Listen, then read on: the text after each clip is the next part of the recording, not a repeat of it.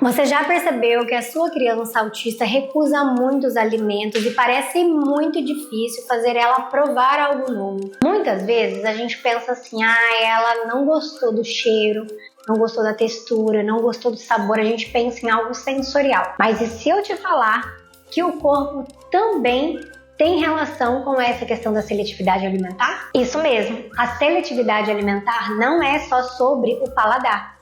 O corpo, o movimento e até mesmo a postura interferem diretamente nesse momento da alimentação. E aí entra a intervenção motora, que é um aliado que pode ser que muitas vezes a gente nem parou para pensar nele. Oi, eu sou a Keila, bem-vindos de volta ao meu canal, é muito bom ter você aqui mais uma vez. Calma aí, Keila, o que tem a ver musculatura da face, mastigação, provar alimento novo com movimentação, com o corpo? Nada a ver. Não. No cérebro, tudo é interligado. Não é cada parte do cérebro funciona sem depender da outra. Não, tudo é interligado. Calma que você já vai entender, vai fazer sentido. Pensa comigo, se essa criança tem o tônus muscular baixo, não bem desenvolvido, para essa criança vai ser muito difícil ela conseguir permanecer sentada para então fazer a alimentação. E se ela não tem essa boa estabilidade aí de tônus, então ter uma boa estabilidade de tronco e consequentemente ter uma boa mastigação, conseguir engolir, vai se tornar algo muito difícil e cansativo para a criança, porque todo esse processo são musculaturas que são envolvidas. Se você não sabe o que é tônus baixo, já tem vários vídeos aqui no meu canal que eu explico muito bem isso. Eu vou deixar o link deles na descrição caso te interesse. Mas seria assim, a criança tem hipotonia muscular, ou seja, o baixo tônus não é bem desenvolvido. Sobre nós, há uma força da gravidade para nós mantermos essa postura aqui sentada. E a criança hipotônica ela é uma criança mais caída, então ela não tem uma boa postura. Concorda comigo que nessa postura aqui é horrível você fazer uma deglutição, engolir alguma coisa, se você tiver uma postura melhor? Concorda? Concorda comigo que, para mastigar, tenta isso. A gente precisa de musculaturas fortes para fazer esse processo e que cansa quando essa musculatura não está forte. Então, isso aí é a questão do tônus. E o tônus, ele está na parte motora. Então, é muito importante que a criança tenha um bom tônus muscular, porque vai precisar para ela manter esse corpinho ali sentada, vai precisar para ela fazer essa mastigação e para ela engolir esse alimento, para que não torne algo cansativo ou difícil demais para ela. Tá fazendo sentido? Pensa comigo novamente. E os músculos dessa boca, dessa língua, dessa mandíbula, eles não precisam estar bem desenvolvidos para que todo esse processo aconteça ao mesmo tempo e seja possível realizar isso sem que seja difícil ou cansativo para essa criança? Além do que, essa mastigação ela precisa ser segura e eficaz.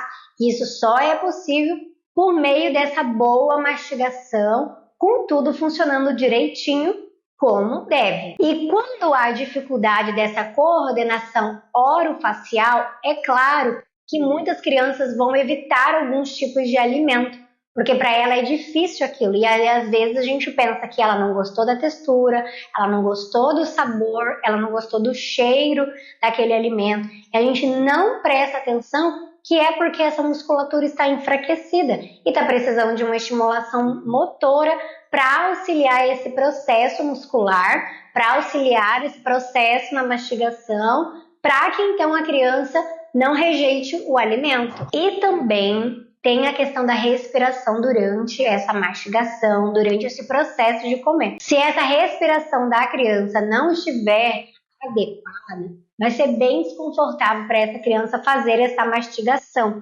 Então, o processo respiratório também tem a ver aí com essa questão motora, né? A gente depende ali do nosso diafragma, que está ali no nosso abdômen. Então, aí a gente também está pensando de novo em tônus muscular, em força do core, né? Então, a criança também não tendo esse controle respiratório bom, fica desconfortável. E isso pode fazer com que ela não aceite alguns alimentos. Uma coisa que eu preciso refazer a minha fala, que eu falei agora há pouco, que se melhorar essa questão orofacial, a criança então pode não recusar. É claro que existe sim a questão sensorial, né? Eu comecei falando no vídeo que muitas vezes a gente só pensa nisso, mas é porque a gente só pensa nisso. Na seletividade alimentar, é todo um conjunto multiprofissional, multifatorial. Não é somente a textura, o cheiro, o gosto daquele alimento. E muitas vezes a parte motora está sendo negligenciada e a gente insiste de que é uma questão sensorial, a gente insiste em fazer terapia só para isso. Então, a minha fala não foi no sentido de faça a parte motora que com certeza a sua criança vai melhorar a seletividade. Não, seletividade alimentar é um assunto sério e ela depende de vários olhares profissionais para ela. O que eu quero falar aqui no meu vídeo é: não se esqueçam da parte motora. Muitas vezes está tudo certinho do que está fazendo de estimulação, só está faltando a parte motora. A criança só não está fazendo porque não tem musculatura ali, ela está cansada com aquela musculatura, ela não consegue fazer o movimento, ela não tem uma boa respiração, e aí a gente está olhando só para um ponto e está esquecendo o outro. Então a ideia desse vídeo é para trazer mais essa informação também de que é importante a gente olhar essa parte motora. E como que a estimulação motora vai contribuir para esse processo de seletividade alimentar, de melhora então na alimentação? Eu anotei aqui 4 pontos para vocês. O primeiro é o fortalecimento e o controle postural, como eu coloquei lá. Muitas vezes, para essa criança, está sendo difícil ela se manter sentada. Então, como ela não está conseguindo manter sentada ali, porque ela não está bem fortalecida do seu core, não tem um bom tônus para sustentar aquela postura, então ela acaba não querendo comer. E não é o alimento, é porque ela não tem tônus para sustentar naquela posição, tá ruim para ela ali, ela tá desajustada corporalmente, e aí ela não vai conseguir fazer tudo. Segunda questão que eu anotei aqui, coordenação motora orofacial. Não é somente com a fono que faz esse trabalho. A fono faz esse trabalho orofacial, mas também fazendo a estimulação motora a nível de cérebro. Nós estimulamos também por meio da coordenação motora fina. Porque o que é a coordenação motora fina? É o controle dos pequenos músculos do corpo a nível neuropsicomotor. Então, as coordenações motoras finas não são somente mão, braços, pé, pernas e face. Então, concorda comigo que quando eu estou fazendo uma estimulação motora a nível manipulativo, seja com mãos ou pés, eu também estou estimulando a questão facial, porque é uma coordenação motora fina, né? Então, coordenação motora fina é tudo isso. Braços, mãos, pernas, pés e a face. Olhos, língua, boca. Isso é coordenação motora fina. Quer ver uma coisa? Você já prestou atenção que uma criança, quando ela está muito concentrada fazendo uma coisa, ela coloca a língua para fora? Viu a prova de que é uma coordenação motora fina? Porque se ela está manipulando com a mão ou com o pé ali, se concentrando muito, e a linguinha veio para fora. Ela estava tão concentrada que fez isso. Isso é coordenação motora fina. Está tudo interligado a nível de cérebro. Então, a gente aumenta a estimulação nessa parte de coordenação motora fina, né? E especificamente a fono vai fazer um trabalho lá de estimulação orofacial. Terceiro ponto, ritmo respiratório e controle motor. Durante a prática de exercício, a criança precisa ter um ritmo respiratório para conseguir ter resistência de fazer um exercício, fazer pausas e ir fazendo outro. Vai ter que ter um controle motor ali para ela fazer várias atividades, sejam com as mãos, seja com os pés, seja com o corpo inteiro, né? Então, lembra que eu falei para vocês que quando a gente estimula uma parte no cérebro, a gente não está fazendo só aquela.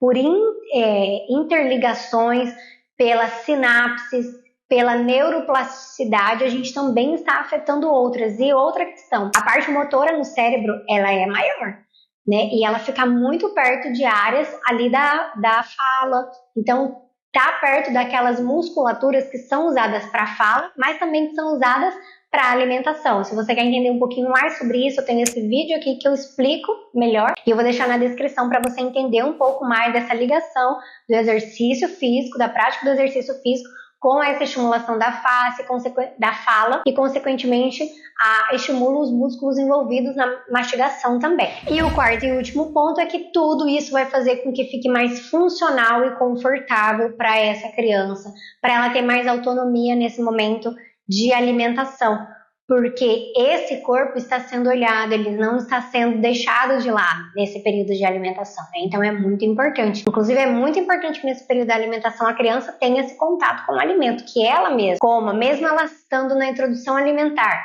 De vez em quando você precisa dar para ela, mas também que ela tenha esse processo, porque é uma estimulação motora ali, é uma estimulação sensório-motora, né? Tem as sensações do tato, do cheiro, do gosto e também dos movimentos manipulativos ali envolvidos. Então é importantíssimo também esse período deixar a criança. E como eu disse anteriormente, é um trabalho multidisciplinar.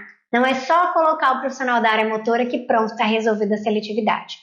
É um trabalho de muitos profissionais envolvidos, a família envolvida. Então, lembre-se de colocar um profissional da área motora, um profissional de educação física, um psicomotricista aí junto. Vai precisar, às vezes, de um terapeuta ocupacional para olhar para essa questão sensorial. Vai precisar, com certeza, de um nutricionista e de um fonoaudiólogo junto também, né? Porque, às vezes, a gente pensa que o fono só vai trabalhar questões de fala. Não, essas questões alimentares também por conta dessa estimulação orofacial, né, que é necessário, que são essas musculaturas que também estão envolvidas na fala, também estão envolvidas na alimentação. Eu espero que esse vídeo tenha sido de valor, que tenha ficado claro e você tenha entendido que a parte motora também contribui nesse momento de seletividade alimentar da sua criança.